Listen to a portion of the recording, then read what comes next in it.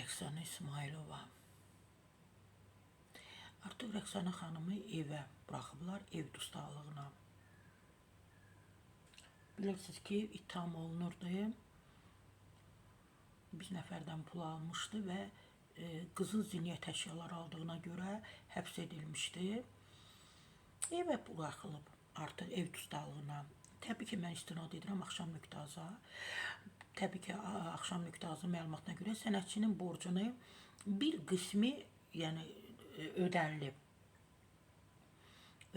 Təbii ki, bunu proqramda deyilib, bir proqramda deyilib və deyilib ki, Rəqsanənin borcunun 100 minini, 1000 manatını Aziyə ilə təbii ki, qıza Aysun İsmailova ödəyib.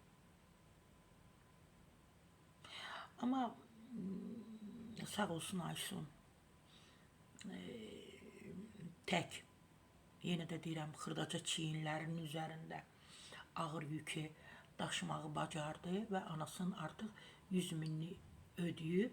İnşallah yerdə qalan digər borcları da təbii ki, mən düşünürəm ödəyərlər. Əsas odur ki, anası hal-hazırda yanlarındadır.